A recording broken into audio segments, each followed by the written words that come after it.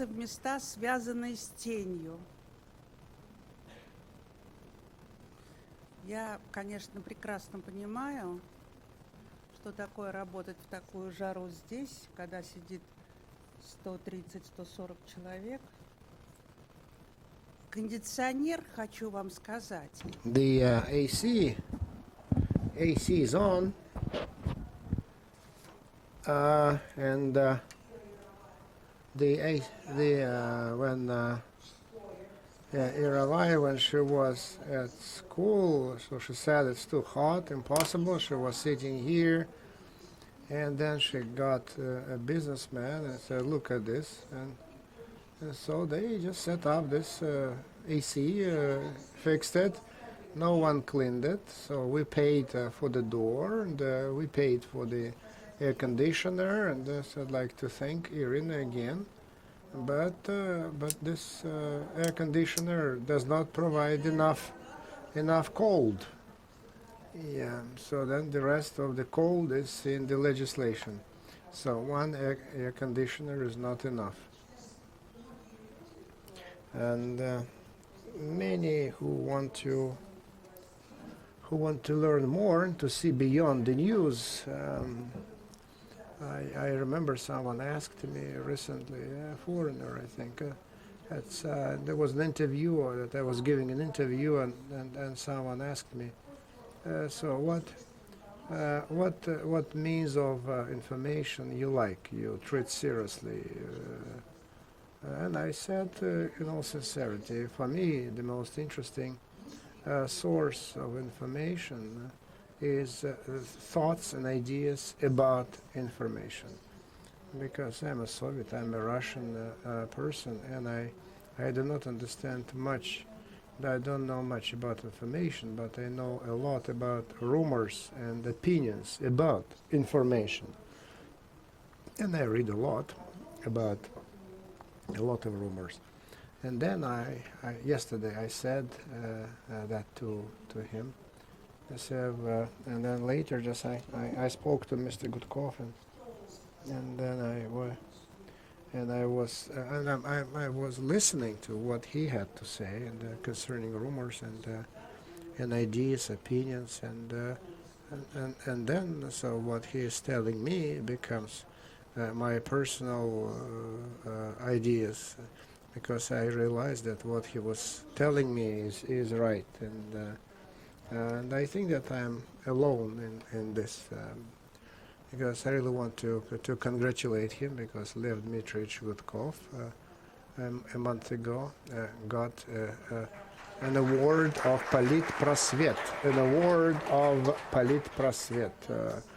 and so one of the most prestigious awards, because the jury, professional, expert jury, so they understand very well what the text is all about, and what the idea is all about, and the jury knows how the text should be written. So it was a big competition, and so Mr. Zemin, who was there, that's his foundation, a great guy. And since this foundation is independent, that's why so the awards are independent and unbiased. And I'd like to give you my congratulations from the bottom of my heart, absolutely sincerely. And now just we'll listen to his presentation. Thank you, Lena. Thank you, everybody, for your attention, for a chance to share the results of our research, our studies. What I wanted to talk about today is our current research, current studies, Levada Center study. And so until 2003 it was it had been called so All Russian, All Union, so Center of Public Opinion, and until 2003. So we've been doing that 25 years, 1/4 of a century, so from the end of 1988. And the value of this research is growing.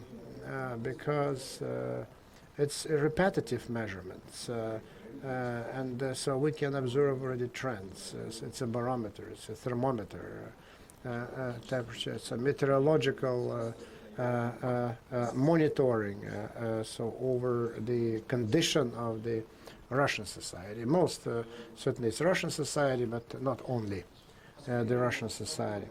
So the most recent events of the last several months, and so this patriotic feelings running high, and the consolidation of the society that we're observing, so we such a high level that we very difficult to, and so that bespeaks the extraordinary situation and the feelings in the society.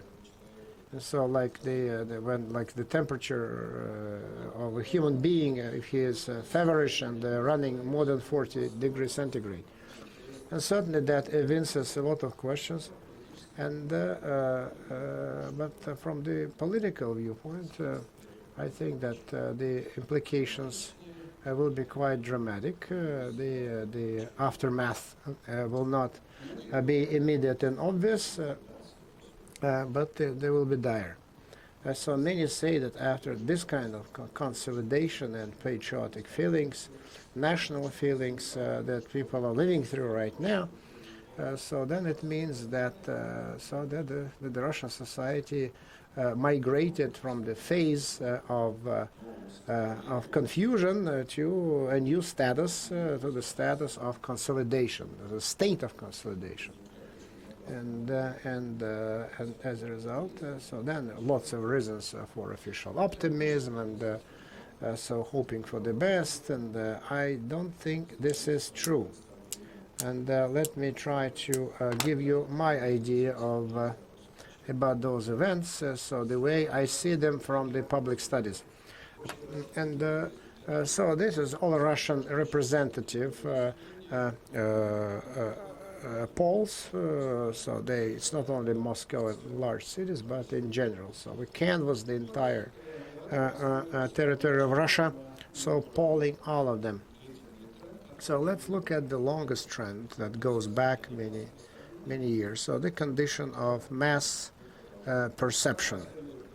And so how people evaluate the status quo. This is very important component because it actually accumulates aggregate. So then attitude towards power, authorities, economic situation, personal expectations for the future, so material condition of the family, so the whole range, the whole gamut of things. And you can see that by the middle of the 90s,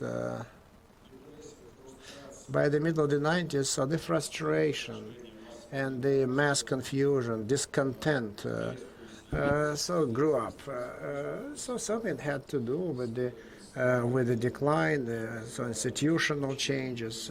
So then the arrival of this confusion, discontent, loss of identity. People did not know where the country was going, was coming to, and at the same time, so certainly the very sharp decline of material conditions of people. So the living standards declined very sharp, and so it only just leveled off only at the beginning of the year of 2000. So the crisis was very deep, and only in 1997, when we saw the first signs of revival, and people felt that they had gone through the bottom line, so the rock bottom is over. People thought, realized somewhere post socialist countries. So this is the U curve. So then the rock bottom, then they felt that they had already reached, and a certain recovery and a certain rise started.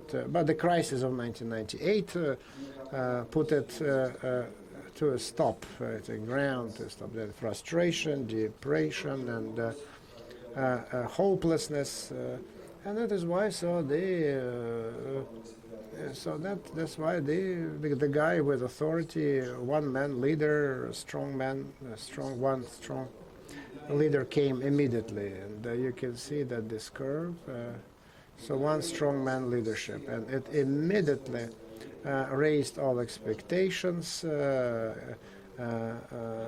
all assessments, evaluations. So the moment that an authoritative, strong man came to power, and so the feeling of prospects, the feeling, the identification of themselves, and so all social indicators started to grow after that happened.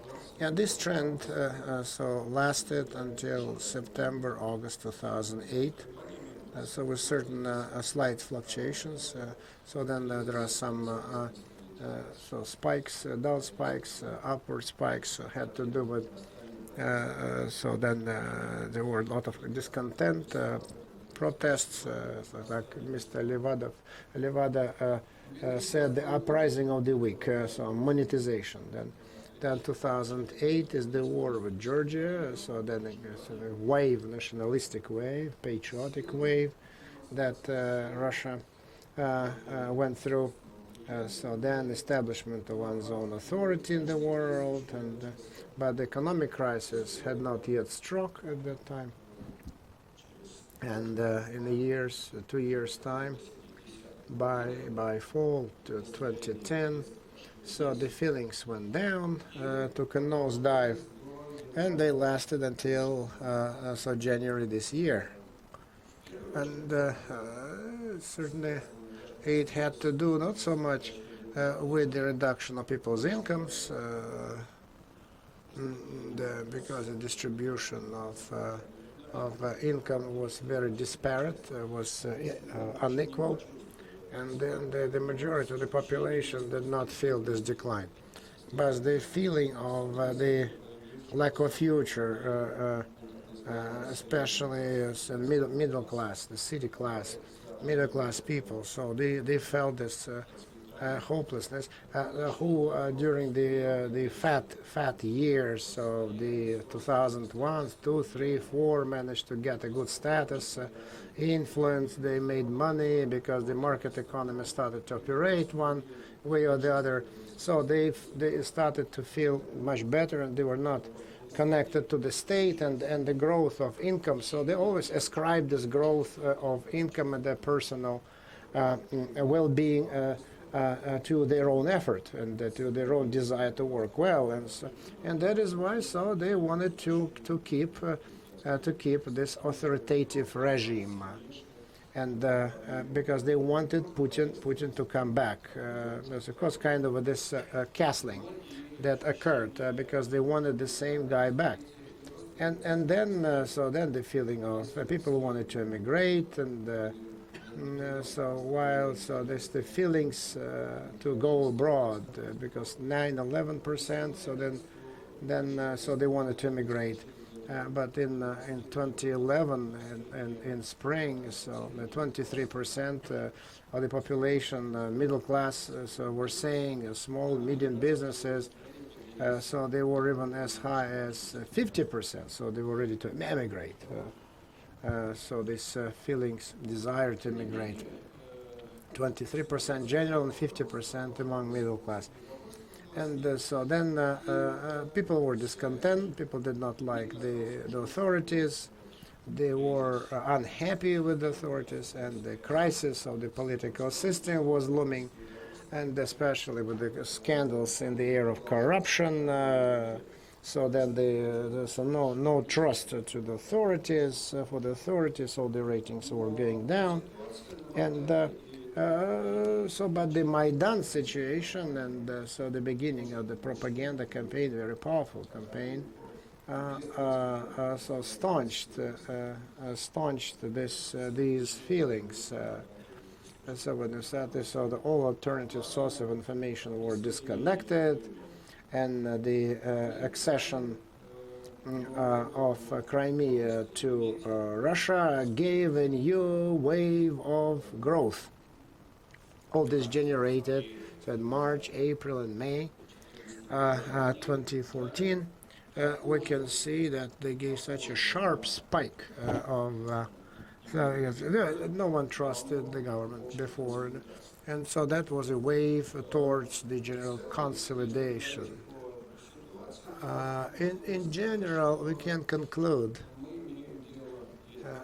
that if you cover the entire 20-year period, then the main feeling was the mass feelings, adapting to change, so managing change, adapting to change, and certainly we can observe a considerable. Certainly there was a small class of people who certainly stood to gain a lot, and so they certainly won. And so then there are some people who think that everything is fine. About 30% of the population think it's all fine, everything is great, we can live. So then the number of poor and living beyond the poverty line went down, and so the spike in 1999, 1998. So compared to those two figures, so then the poverty went down from 48% to 8%, 48 versus 8%. And so the general attitude, the general feelings, if you can see here,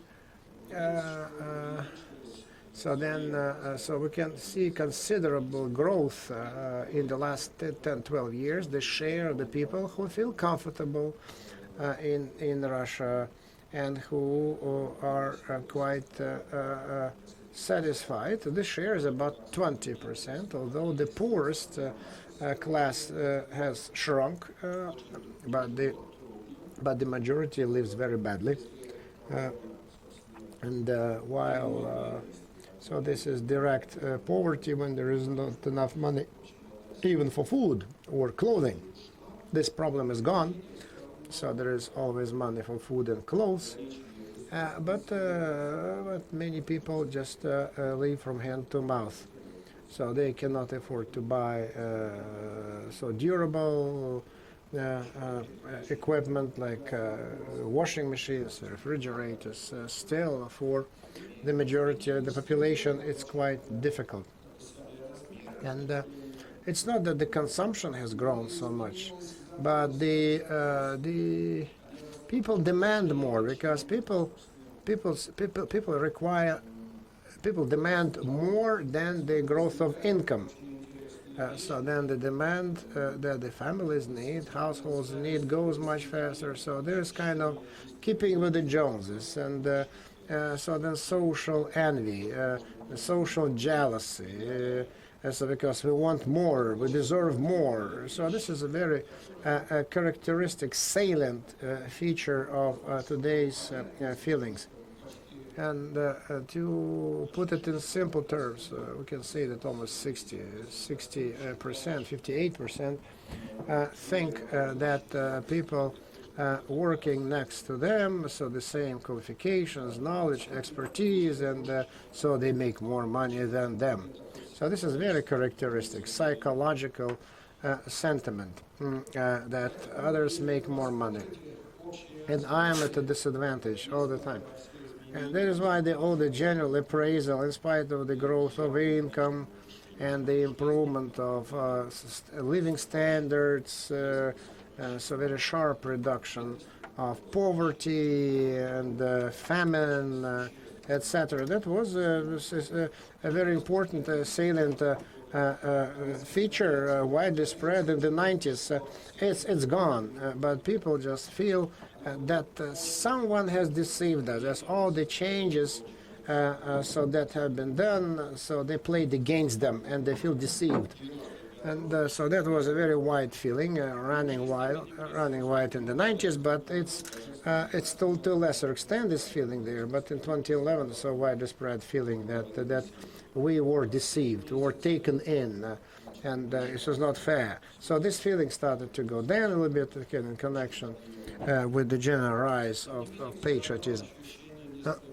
But this feeling of unfairness, of social order, so the unfairness of the way the society is built, this frustration and discontent, this feeling of jealousy, envy, is running wild. So indignation.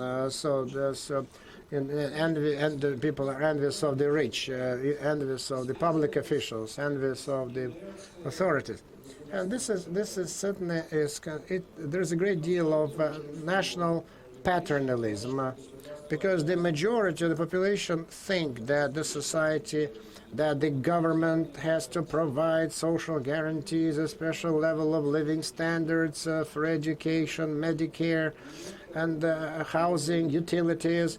So the majority feel that the government must do it. And so this is the main attitude of the nation vis-à-vis the authorities, vis-à-vis the power. And it's very sustainable, so it even sweeps away the more educated strata of the population, so who have a certain, who pursue wide.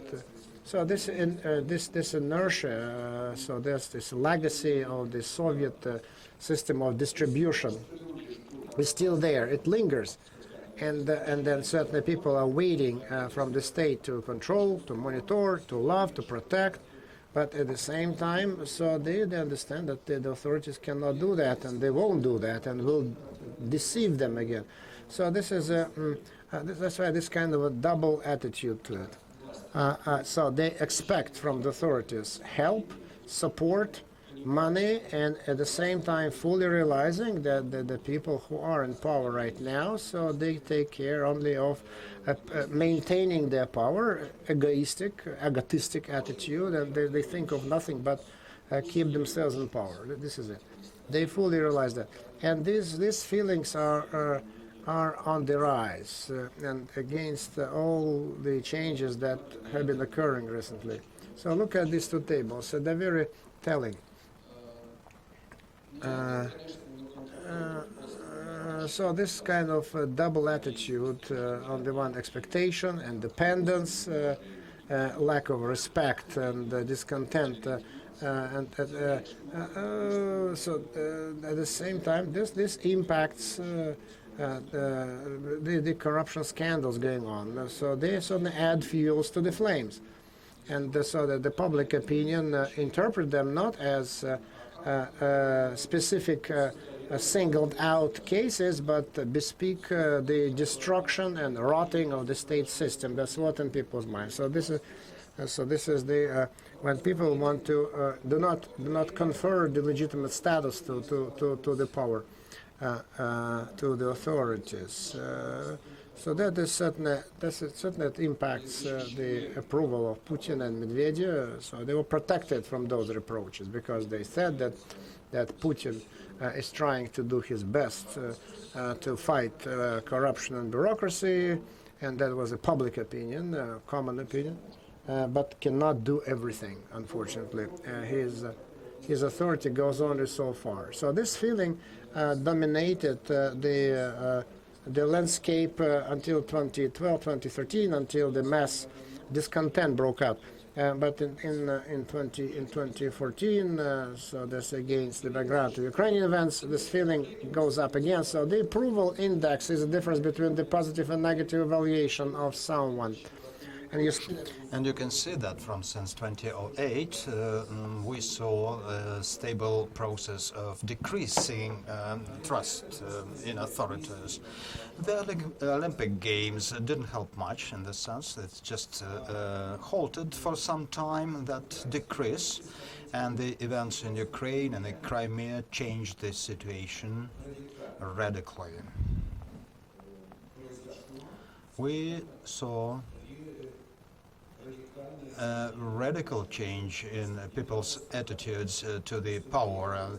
That discontent and displeasure with power that was concentrating before gave way to some new trends. And the demonstration of force, of power, the demonstration of the imperial role on the part of the leadership of the country resulted in not only the rise of approval, but it also resulted in total approval of powers action.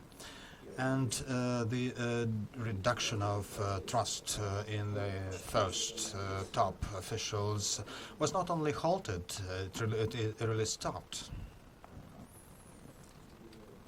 I'm going to show you some slides on that, looking ahead. So it was not only halted, it began growing. The Putin ranking has not reached the level of 2008, but it's very close to that.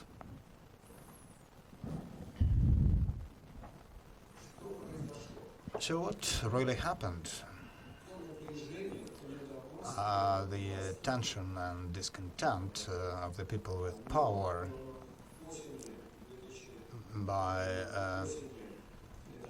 by fall of 2013 was transformed not only in irrigation and irritation against power, but it resulted in the feeling that the country was leading to nowhere on the one hand. On the other hand, the state of diffused aggression was seen.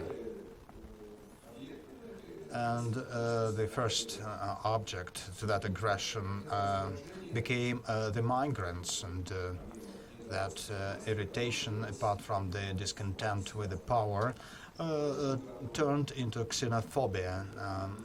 Last year, I don't think in those figures and numbers that data was covered in the press, but at least specialists noticed that there were more than 360 ethnic clashes and conflicts resulting in violence and bloodshed. The conflict in the Berilovo neighborhood in Moscow is most known, but I think it's because it was in Moscow, while the rest of the conflicts took place mostly in the regions. And they really show us that on the part of the public there was some kind of the diffused aggression. And it resulted from the social injustice feelings, and it evolves as some displaced aggression forms. So when people try to find channels to diffuse their feelings. Here,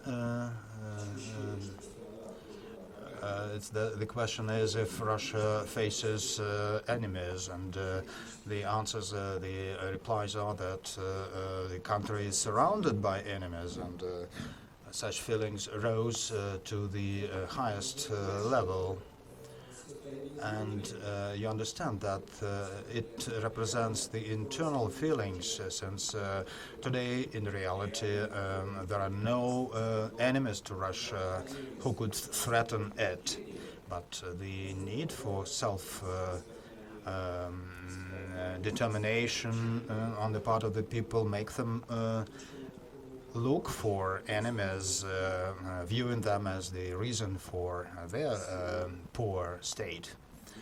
And given the mechanism of primitivization, since people stick to the most simple forms, all that lead to the actualization of the image of both internal and external enemies. And xenophobia represents both internal and external nature. On this slide, you can see that the feelings that the country is surrounded by enemies is growing at the highest level over the 25 years. And again, internal or domestic isolationism feelings are mounting. And when the country is restoring itself, people always think of some external enemies. But concurrently, the ability for reflection is shrinking. First, we explored that area in 1989, and only 13% of the people thought that the country faced enemies.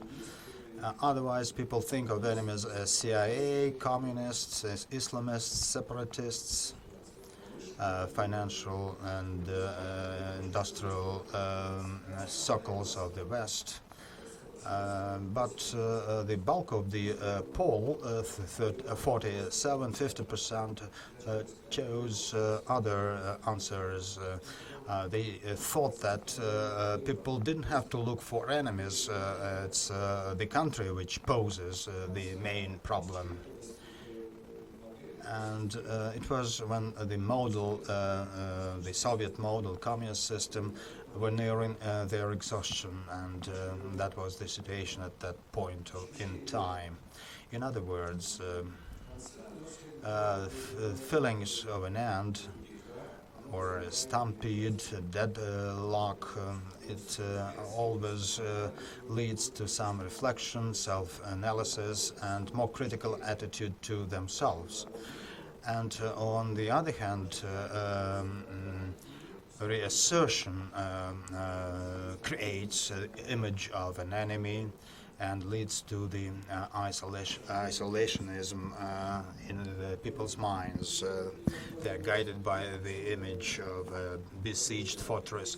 I was talking about the diffused tension, and by the fall of 2013, all indicators of ethnic tension grew. Those are the subjective characteristics, but for this case, they are even more important than the data and statistics of ethnic conflicts and clashes.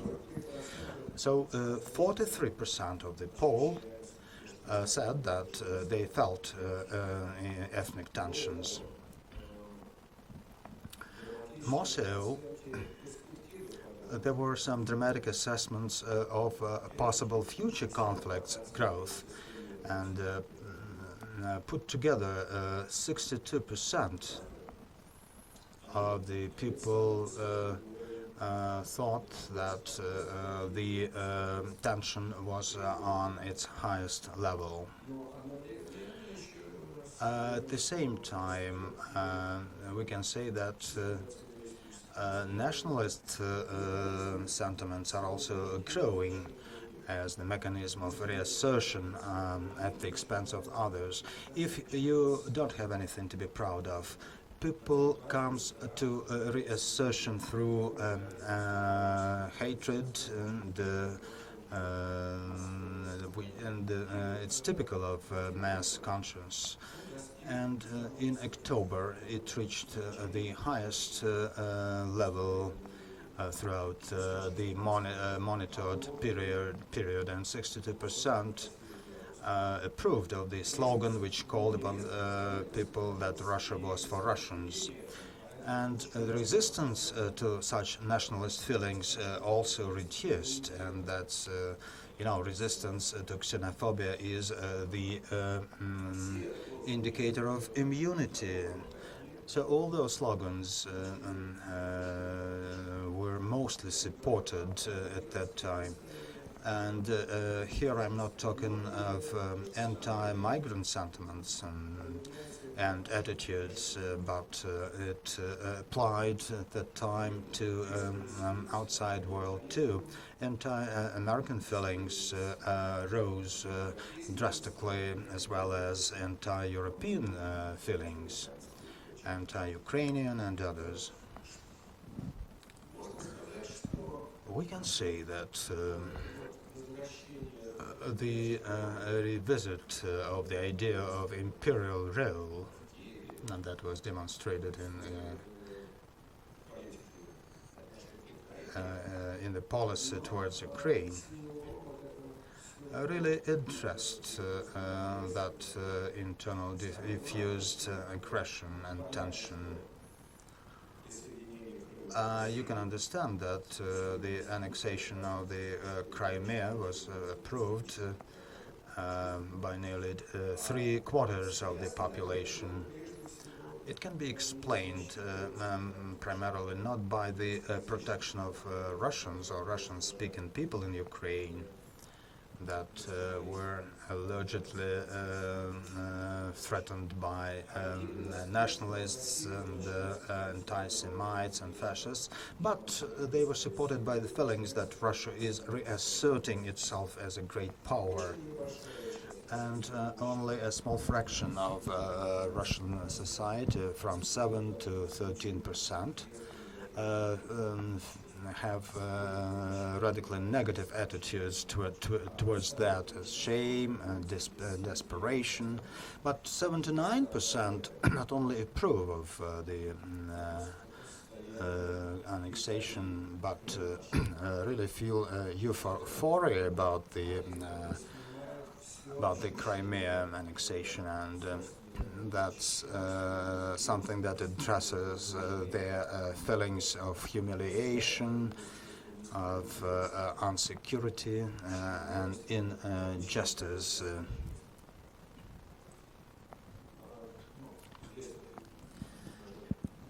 Here, it's hard to comment on that graph. The general rise in relations is quite important, and let's see what supports the propaganda. Actually, it is based on 4 theses that were introduced consecutively, and they are overlapping in time.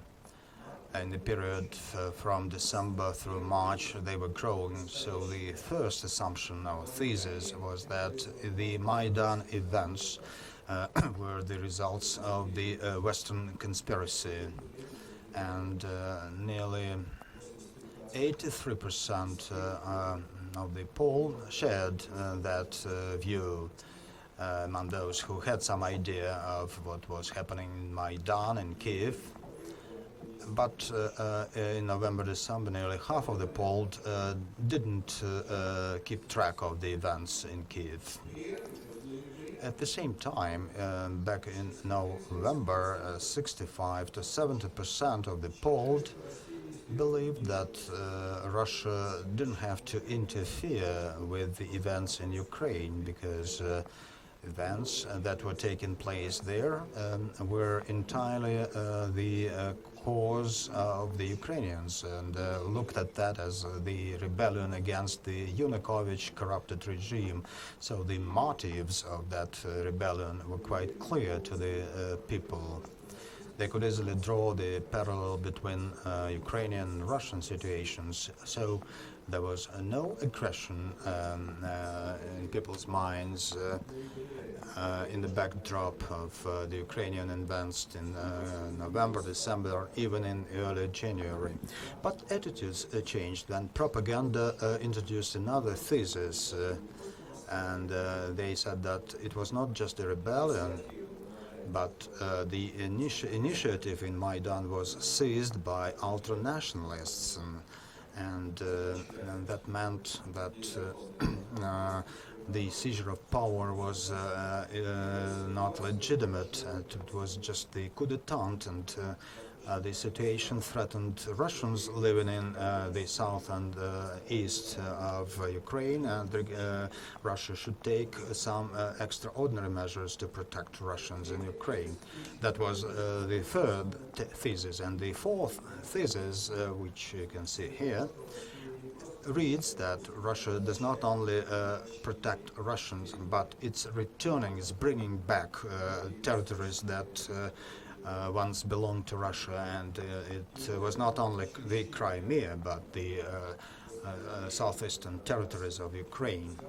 So that feeling of confrontation against the West gave some compensatory rise to the feelings which we saw at that time.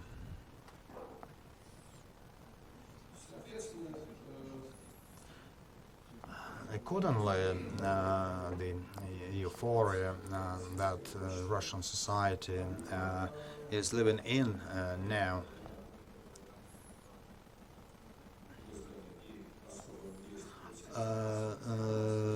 results from mass media efforts, but I don't think that the euphoria will stay long, and implications will be hard for the country.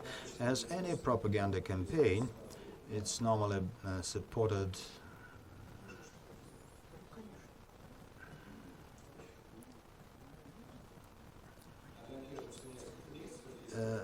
or it lasts for several months only.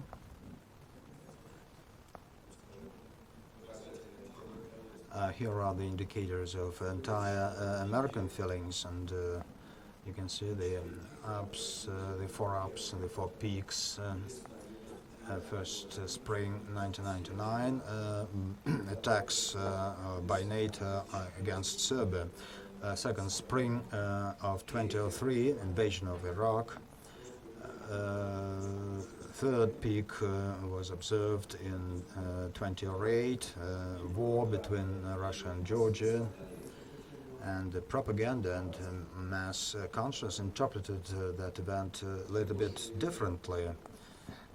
And most of the polled said that military operations were caused not as much by the Saakashvili regime's attack against Ossetia, but by the intention of the United States to chase Russia out of its traditional spheres of influence. That was the most typical answer. More than half of the polled gave that answer. And finally, this current phase, this current peak in entire American feelings and sentiments, and it is connected with the harder effort of propaganda and critical attitudes towards the West.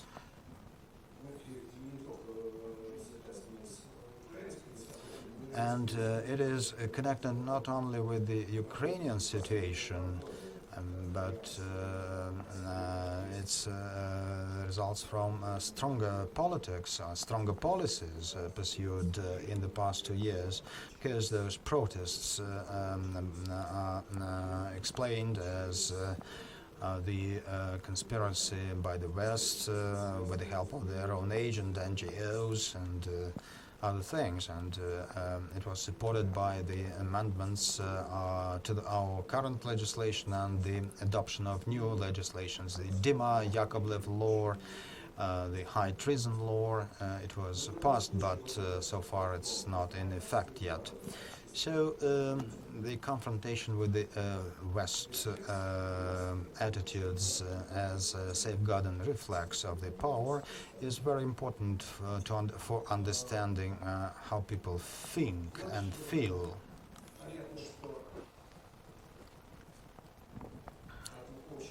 And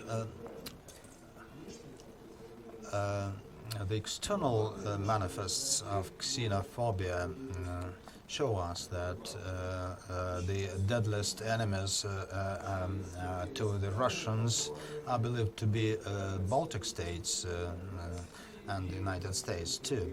The countries that try to get rid of Russia's influence and be integrated into the Western institutions. On the table you can see the data for the last 2 years, but if we extend the period to longer years, we can see that along with the United States that traditionally tops the list, there are some other countries which are believed to be puppets of the West. Number 2, number 3, always some former Soviet republics. Could be Latvia, Lithuania, or Estonia. At some point it was Georgia. Now based on the latest poll conducted in May, the list is as follows. Again, United States tops the list, 69%. Just mind you how strong that opinion is. So 69% believe that this country is an enemy or unfriendly country. Ukraine is the second, and the third comes Lithuania, Latvia, and Estonia, followed by Georgia. It's 19% of the poll. That's a much lesser number. Then comes United Kingdom and Germany, which is very interesting. For the first time, it rose in the rating. Among the friendly countries, first comes Belarus, which is stronger now. Then China, you can understand why. Next comes Kazakhstan. But you can see Armenia, India and Cuba on the same list in the 10 top. So the number of the friendly countries was shrinking quite fast, while the number of rival countries was growing, and it was used to mobilize negative feelings towards those countries. And my final remarks before we switch to Q&A. I'd like to comment on the changes in the groups of xenophobia carriers. In 1990s, the xenophobia and nationalist feelings were the lowest in Russia as compared with the former Soviet republics, because the latter saw the periods of consolidation and reorganization. But in Russia, by the end of 1980s and early 1990s, xenophobia was on the lowest level. It was 2 times less than European average, less than in Hungary or Poland, which normally pose a high level of xenophobia. Now, same indicators are 2.5 times higher than European average. I'm talking about some proven, commonly used xenophobia indicators that are based on a number of topical questions, such as do you want people of other ethnicity or nationalities live in your city, be your neighbors, work with you, marry your daughters or sons. And if you compare those indicators in average or in aggregate, in Russia they are 2 and 2.5 times higher than European average. So the consolidation which we see now, based on the appeals to the traditional values, appeals to the values of the past, not of the future. And that means that the political space of maneuver is reducing, so that meaning that there is little ability to launch new strategies. So if you cannot see a future, well, you feel like being locked, and gives rise to some very dark nationalist feelings. And they otherwise can secure strong popular support if leadership demonstrates its strength and sticks to the traditional values of an empire. That concludes my presentation, and open for your questions.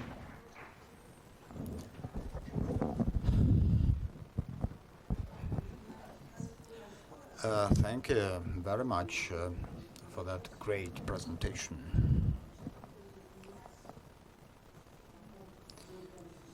Now we can better understand what society we live in. Lena, may I just give you another comment about xenophobic carriers? In 1990s, they were socially restricted groups with low education, elderly people mostly, who lived in rural areas or small towns with most traditional prejudices.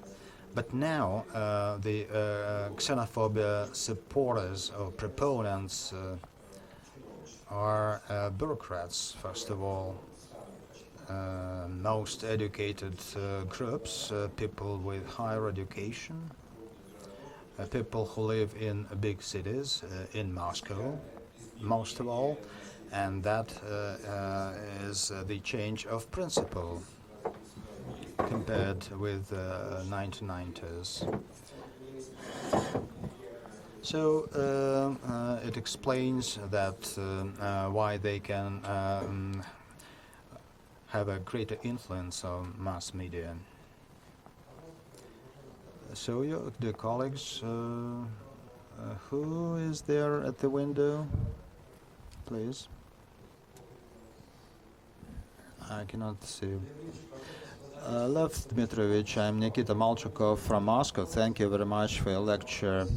I have several questions. First, you used a very good term, resentment. You can see that it's everywhere in the relations between people, in relations between subjects of politics, in our attitudes to foreign countries, to some decisions such as privatization.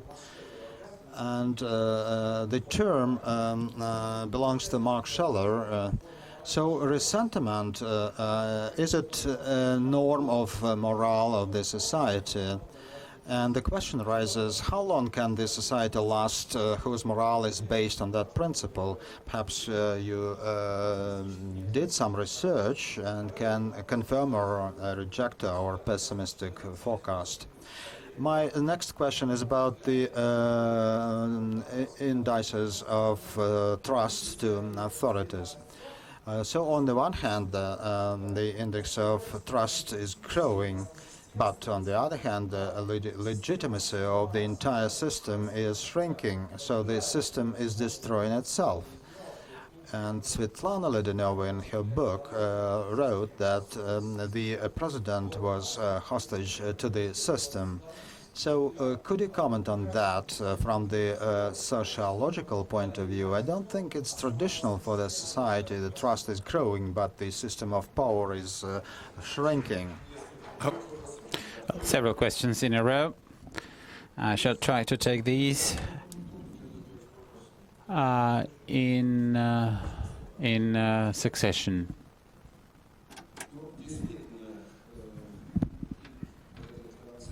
Indeed, the concept of resentment in the overall system of morality, or morale for that matter, harkens back to Nietzsche or Scheller, but it does not embrace everything, and it cannot serve a universal explanation. It does explain certain things and may do so with a certain modicum of success, but resentment originates as a reaction to the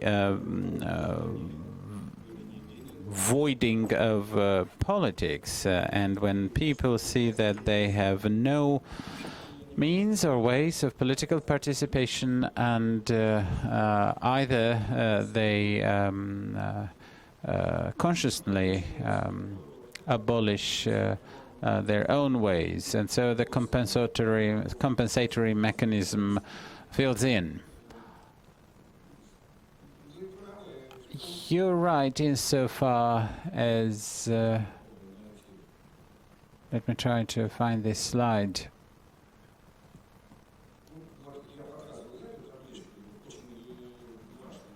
I have shown this table here.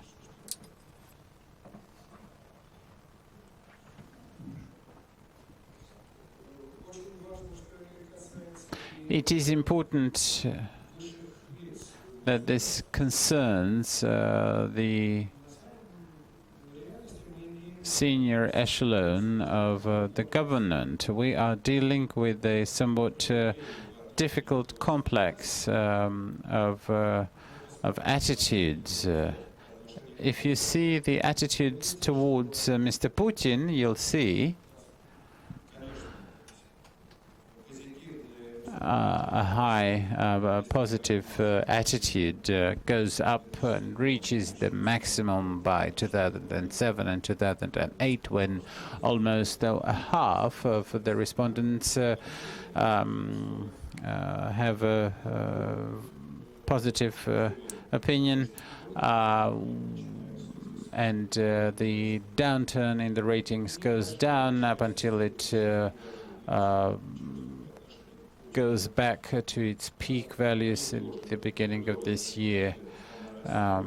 There's a share of some negative responses in a symmetrical way, but the most important construct of the attitude towards the government and Mr. Putin is a neutral or somewhat indifferent, which is indeed the one can say the most important characteristic of the acting political system. As Hannah Arendt said, that the passivity and indifference in the totalitarian, or for that matter authoritarian regimes, is indeed the synonym of loyalty.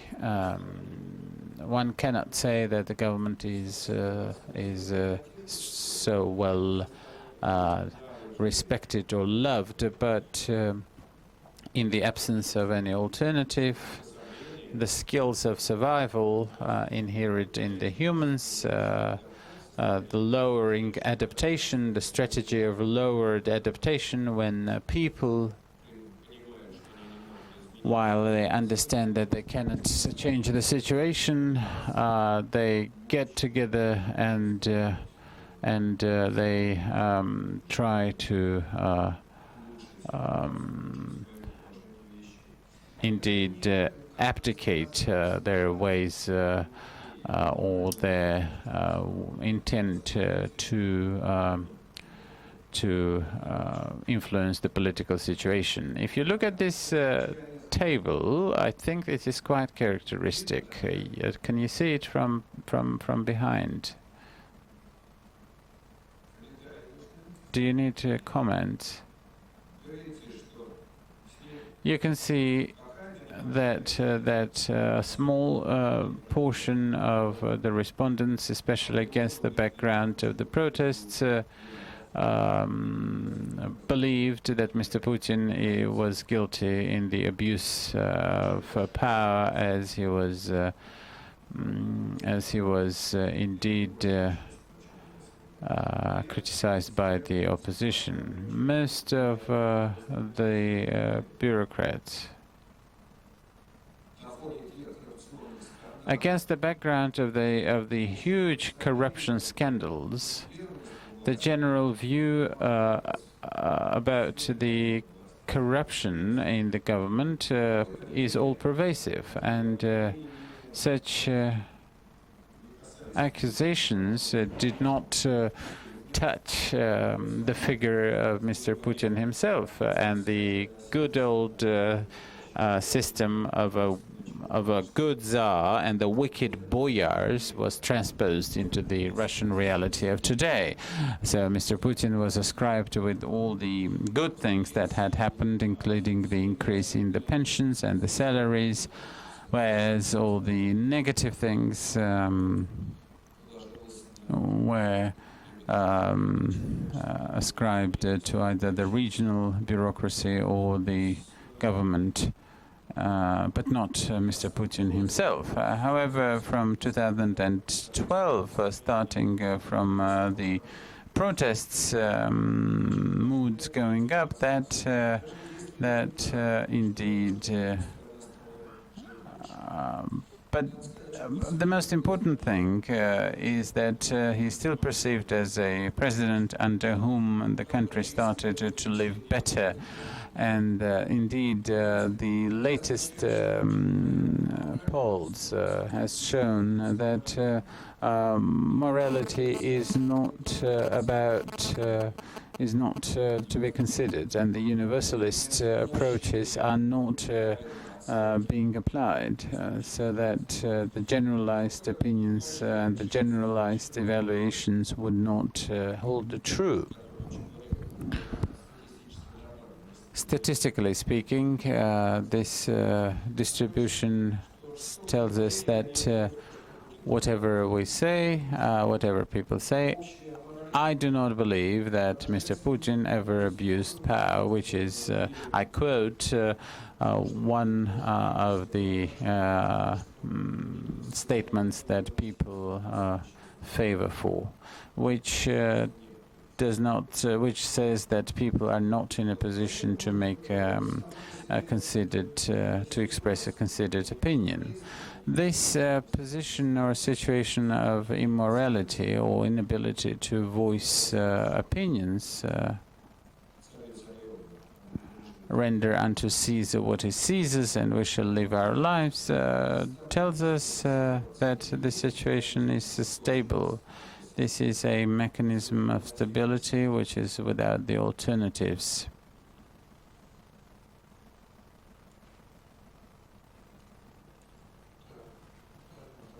Katarzyna, question from Poland.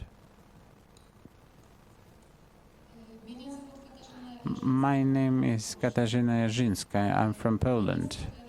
You have said several times, you have spoken about this propaganda, and over the past time I have had some opportunity to watch the Russian TV, and indeed I could see what I had read before, when there's a substitution of terms in the parlance of the Russian TV, whereby the words of morality and the traditional values come up and spring up for the purposes of justifying some of the repressive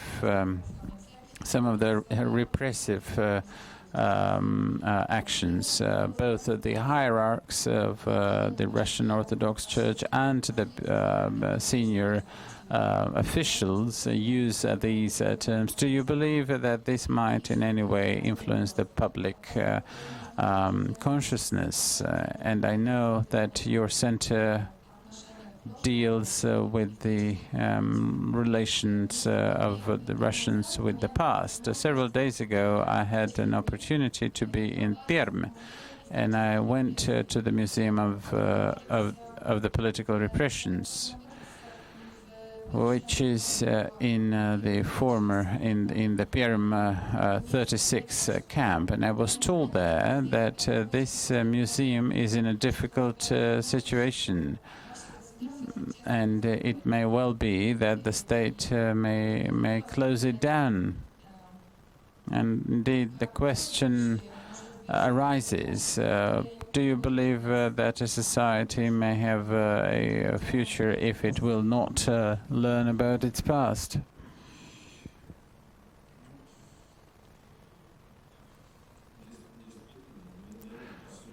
Indeed, over the past 10 to 12 years, we have seen the very conscious attempts to substitute, to curb the past, partially determined by the immorality of the society, and partially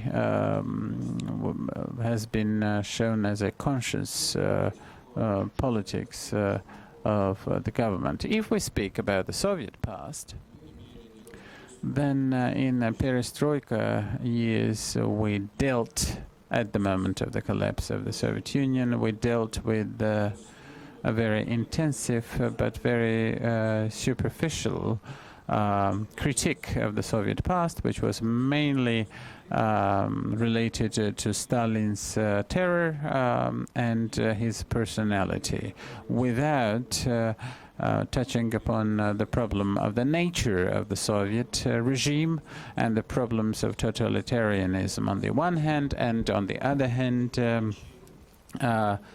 more deeper anthropological and cultural reasons for this regime to have persisted for so long. The general public irritation against this critique was growing, and if in 1989, 1990, or 1991 Iosif Stalin was perceived as a negative figure and did not get into the top figures of the Russian history, then in the past couple of years he was named by 42% of the respondents as being the head of this top list. What we have seen is following the example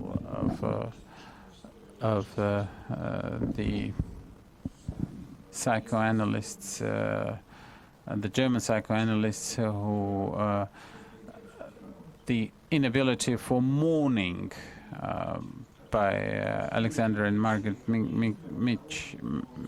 Mitchell, something that was seen as the resistance on the part of the German society to rationalize the Nazi past. We're talking not only about the conscious politics of the government that bars the society from being conscious and becoming conscious of this past, but also the people themselves are resisting this. And when we speak and when we ask persons and people about the past, there is no doubt that the crimes committed by the Soviet government were indeed crimes. Millions of people died without guilt, were murdered without guilt, that Stalin is to blame for these heinous crimes. But then the question, who is to be held accountable for it, such a question indeed gets and makes people torpid. And yet another attempt to make Joseph Stalin, a figure who forged the victory in the war, leads to a different opinion, which has been in the arena for many years, is that without Joseph Stalin, Russia would not have won the war. So without the strong moral authorities who could express their views, their very strong opinions, leads to such a consternation and indeed an impasse. People say that they cannot come to terms to the past, and it is best to be forgotten. So this inability to rationalize is mainly related to the absence of moral grounds, because morality is, of course, first of all, an ability to judge, an ability to reason, and this inability to make a judgment, to make an opinion, for many reasons, for different reasons, the conformity, the complex of hostages. People are afraid to talk. People are maybe unwilling or very reluctant to go against the tide. And so these dramatic problems of the Russian history, of the Soviet history, lose their moment. And Metternich called this a derealization of the past. The past dissipates, it evaporates, it vanishes. On the other hand, we are seeing a generalized view of the government, the new history textbooks and the general official politics, which has been which has been in the public discourse for the past 20 years. And let me remind you that Mr. Leonid Polyakov, the professor of the Higher School of Economics and one of the authors of the history textbooks, believes that the target of and the objective of teaching history is the bliss of oblivion. Liberating the young people from the trauma of the past, liberating the young people from the terrors of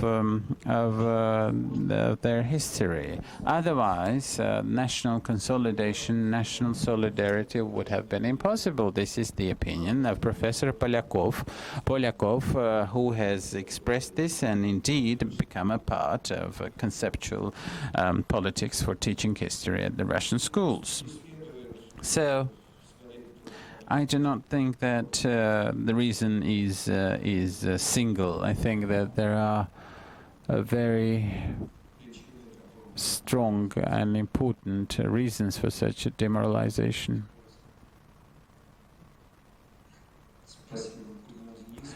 Denis Kurinov from Krasnodar, alumnus of the school of 2011. Let me try to formulate. When speaking about derealization of the past, I remembered Alexander Dugin, the Russian nationalist philosopher, and I think that he's in many ways a litmus test. He once said, when he was criticized for this propaganda of traditionalism and the anti-modernity, he said that there is no past. There is no past, he said, there is no present, and there is no future. There are just the great Russian dreams, and we shall make the whole world to watch them. And when we speak about the Russian dreams, I think that we are expanding these sociological problems. So this is a psychoanalytic category, and these Russian dreams, which are even the little Russians made to believe. On June the 1st, my neighbor went for an exam for social science, and we went to a school theater, and this Little Red Riding Hood fairy tale was an interpretation of the Crimean story, and the Little Red Riding Hood was an incarnation of Crimea, and the United States was seen as the wolf, and then the Cossack or the hunter killed the wolf, and the Little Red Riding Hood got reunited with the old granny, which is Russia. I think that you may also know a story about Good Night, the Little Darlings, when Oksana Fyodorova tells the dog and the piggy that it is not good to start to the streets. Do you not believe that sociological instruments should be expanded? And when we speak about the compensatory mechanisms,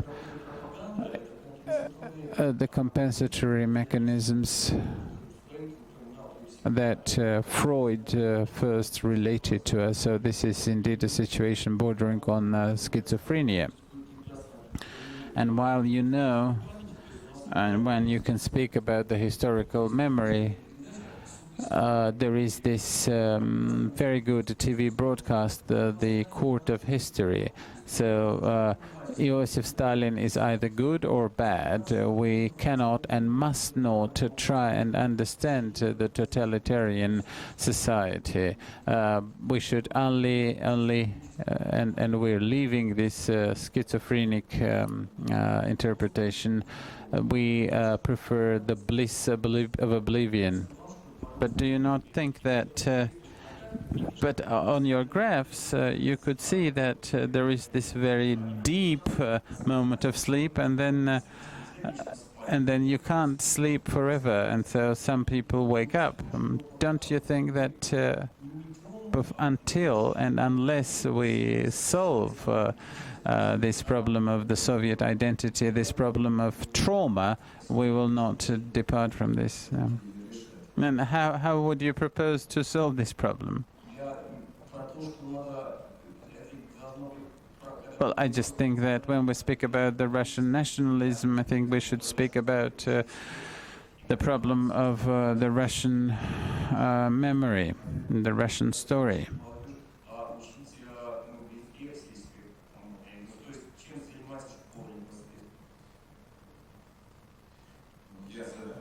Well, I'm all for it.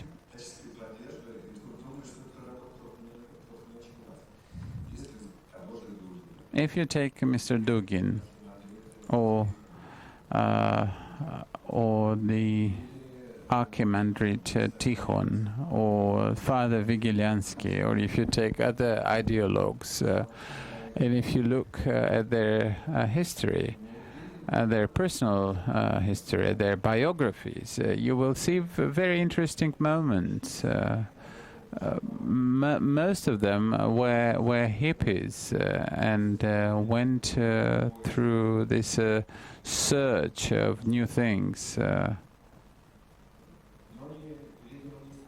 But apparently we're not able to cope with this because there is a great return to these different forms of fundamentalism, surrogate philosophy.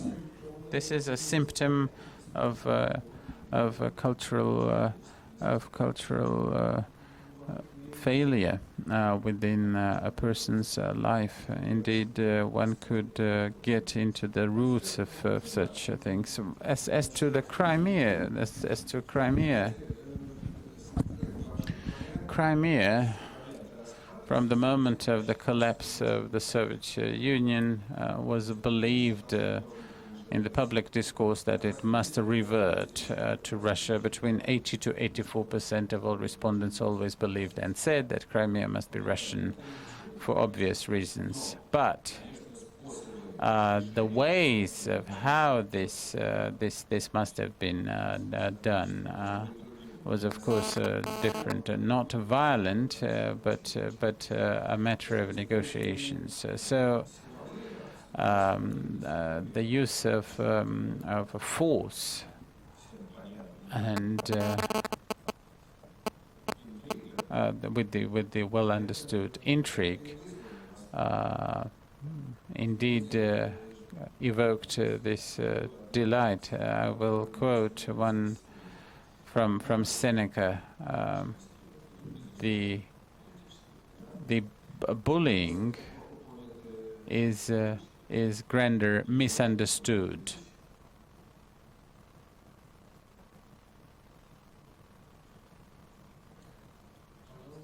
Yes, you're welcome. I have long waited for your contribution. Natalia Andronenko.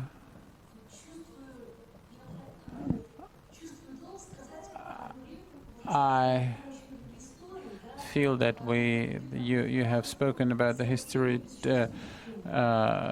textbooks, oblivion without the feeling of guilt. Guilt is a very toxic feeling. Any psychoanalyst will speak to you about. Guilt is a toxic thing. If you have long felt guilt, you start to hate those or what caused you to feel guilt. And in my opinion, in my view, I do not think that a unified. I would not want to express an opinion about the concept of the history textbooks. I do not believe that history should be taught as something rosy. But at the same time, I think that no history textbook should be instilling the feeling of guilt in the students, because this would not allow us to build the civil society, because these toxic feelings will prevent us from moving and taking the course of civil development. May I ask a question? Can there be a sense of sin and a sense of consciousness without the feeling of guilt? I am not a proponent of the psychoanalytic approach, but I would believe that such modes of interpretation can be seen differently. But I would only. But the problem that persists. Can there be morality without the perception of one's own guilt or sin? I think that the chronic feeling of chronic guilt is a different thing. We are all imperfect, but do we have to live through this feeling of guilt every day?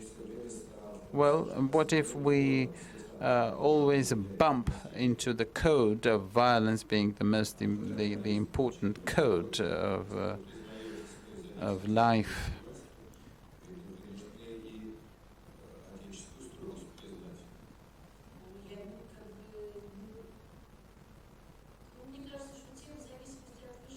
I think that this is a somewhat different topic. I don't think that we should be dealing with this. Well, you may be right.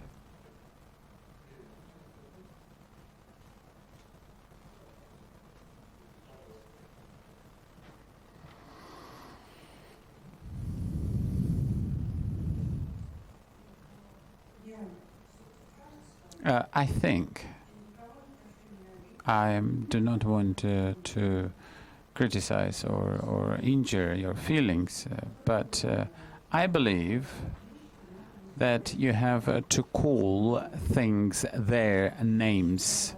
I have read many works by Yuri Alexandrovich and Lev Gudkov. The beginning of Perestroika, the people in Russia believed and understood that the crimes of the Soviet history need and must be condemned. The people, however, might not have had enough will to call this the crimes by the state and enter these words into the history textbooks, which is not to say that we have to go through this personal tragedy, every one of us, but all of us may have the feeling and understanding that the perception of our biography and of this part of their country's history is classified as such.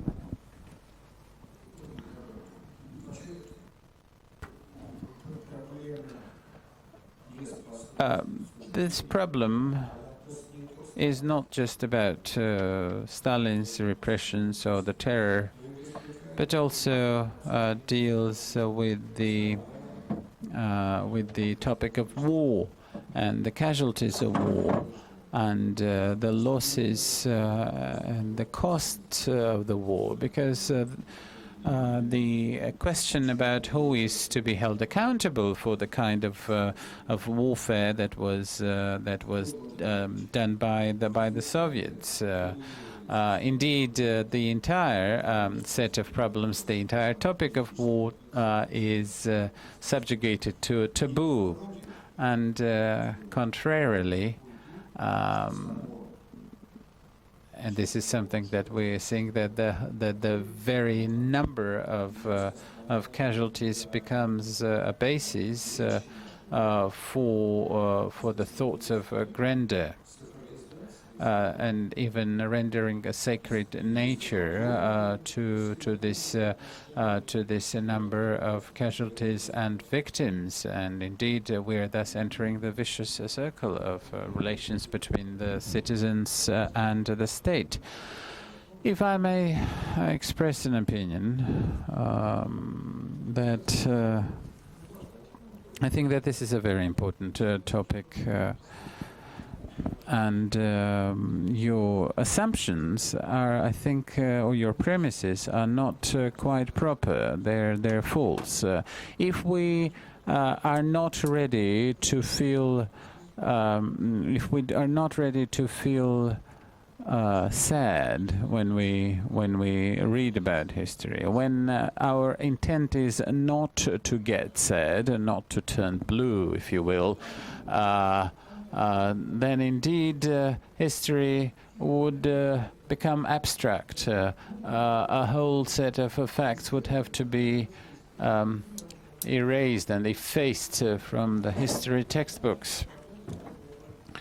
And this is when your premise about not feeling the guilt or not getting desperate or not getting sad leads to a somewhat whimsical construction of history, which may be quite snug and wieldy, but not particularly truthful, because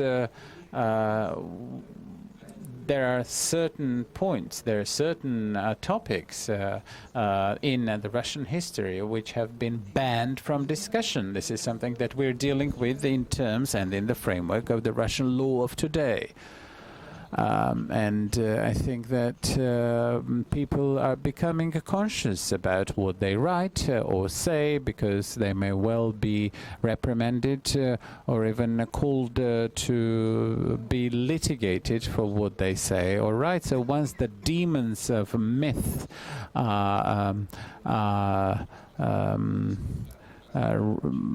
no longer at bay, then we find ourselves in a precarious position. Now, can you really? I don't think you should enter this discussion from this point forward. You know? This is not being democratic, so just I badmouthed her and I don't give her a chance to speak. But she'll be with us for a week, and she will always get a chance to speak out of turn. So then 1801, and I wanted to ask you to give a round of applause to recognize our expert and applaud him. Because Lev Dmitryevich brings so much important information. So these figures, they don't need to be commented upon. They're so engrossing, so interesting. They speak for themselves. And Lev Dmitryevich is doing it year in, year out. Every year he participates in our seminars, and this is great that he does that. And I'd like to apologize if anyone thought that I did something wrong to Natalia, because I love her, and so please don't get me wrong. Don't get me wrong. 30 minutes break.